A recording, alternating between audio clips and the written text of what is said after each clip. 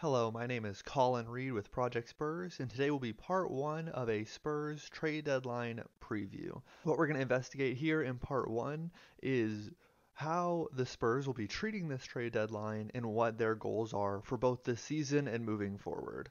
So, what a lot of this topic will center around is the fact that there was reporting by Shams Charania of The Athletic that the Spurs are receiving calls on a lot of their veteran players and they're listening. And those players are DeMar DeRozan, LaMarcus Aldridge, Rudy Gay, Patty Mills, and Trey Lyles. A couple of those names, in my opinion, it's surprising that they're receiving calls on those players.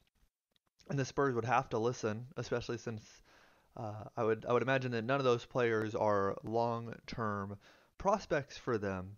But will they make a move at the trade deadline, and what kind of move will it be? So let's get into it. The first concept I wanted to talk about is something that you hear a lot around trade deadline time or during the off season, and that's, is this team a buyer or is this team a seller? And what are people really getting at when they're talking about, is a team a buyer or a seller? So a quote unquote buyer would be a team that is willing to give up part of their future, whether that might be draft picks or young players who maybe aren't as good in the present but look to develop to be good in the future. They're willing to give up those types of things to receive a player who helps them now. So, for instance, a team like any championship contending team, a team like the Nets, a team like the Bucks, the Lakers, the Clippers, they would probably be willing to give up a young player or draft picks in order to get a player that would help them win the championship this season. The whole goal, winning the championship. And it doesn't really do them much good to have a young player who might help them in 5 years when, for instance, with the Lakers, LeBron's window will probably be closed by then and they want to win now. So the Lakers, the Clippers, the Nets, all examples of teams that would be buyers because they're willing to give up short-term or they're willing to give up long-term assets to improve their short-term odds. Now, a seller is the opposite of that. They are the teams that are helping these buyers get that better in the present type of player. They're willing to give up things that make them good now so that they can be better later. You think of a team like the Philadelphia 76ers when they were doing the process. They were willing to give up basically anything that was helping them in the present for things that were going to help their long-term goals. Right now, a great example of a very obvious seller is Oklahoma City. They have some young guys who are developing, but anyone who's kind of out of that young player range, anytime they start playing good, they're getting traded for draft picks or young players. Think Chris Paul, George Hill will probably be in that same camp. So where are the Spurs in that? The truth is we don't exactly know what the Spurs' thinking is. The reporting was very specific to talk about the fact that this is coming towards them. They're receiving calls. They're not the ones making them. And yes, they're listening, but we don't know to the degree of which they're taking these calls seriously. They are receiving the calls, but we don't know if they are close to agreeing to anything or if they're just kind of entertaining the thought. Last trade deadline, we heard reporting that the Spurs are willing to listen on basically anything on their veterans, and they're willing to consider anything, and it sounds like they're maybe kind of in a similar position. So ultimately, it would sound like the Spurs are sellers. They're willing to trade players who don't fit their long-term goals, but help them now.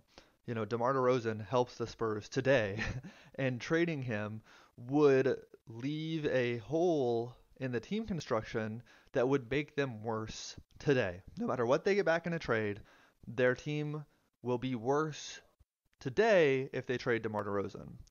And then, LaMarcus Aldridge and Trey Lyles have either not played quite as much or had their struggles this season. Both of them kind of have different situations. But Patty Mills and Rudy Gay certainly would also hurt the team by being traded, and it's hard to imagine the Spurs getting a talent upgrade from trading those two players, at least in the immediate. Trading any one of those players that have been mentioned would be more for getting a young player that fits with the young core, who probably would develop along with the young core, or getting a draft pick who they can turn into a young player who would develop with this young core. So those trade ideas are interesting because it's hard to imagine that they trade one of those players that have been mentioned in the reporting and get better today. So if they really are interested in doing that, that would make them sellers. Now, the interesting thing about the Spurs being sellers is that they have these kind of two competing goals right now. They have the goal of making the playoffs every year, especially while Greg Popovich is still the coach and probably even beyond that. But they also have the goal of developing their young players. And the interesting thing about the timeline of the young players is the young players are now the oldest of the young players. The young players are now too old to go into like a full rebuilding, bottom out. We're taking everything away because DeJounte Murray is already on his contract extension. Derek White's contract extension will kick in next year, so they are already kind of in this point in their career where kind of starting from zero doesn't really make sense. Not only that in the timeline aspect, but that's also true in the talent aspect. The young players are too good to let the Spurs completely bottom out. Even if they traded all of their veterans that helped them on the court, the Spurs might get into the lottery, but they would certainly be at the lower end of the lottery, in that 11, 12, 13 range, because the young players are good enough now that they will keep them competitive for a playoff hunt, even if it's the play-in spot, even if they had none of those veterans around. So the Spurs are kind of a better team than your normal seller, because sometimes when teams are in the position that the Spurs are in, where they're kind of in that playoff mix, but they're sellers, it's usually because they're on the downward trend. The team can see, okay, we have these good players, but they're kind of getting older, and we're going to have to kind of take a step into rebuilding. But that's not where the Spurs are. They're kind of an up and coming team, and so it's interesting for an up and coming team that's already kind of in the playoff mix to be a seller, because that kind of means that you're taking a step back talent-wise, but the Spurs are kind of growing talent-wise, and they're already kind of a playoff team with this young core. So I think that they might be taking calls on these players, but you really have to consider what are the Spurs' goals for this season and beyond, and if they're taking calls on these players, what kind of things would it take for them to trade these players that have been mentioned in the reporting? Those goals to me, as I mentioned before, making the playoffs, developing their young talent for the future. Those are kind of hard goals to do at the same time, and they've been doing it well this season, but it is a hard balance to walk.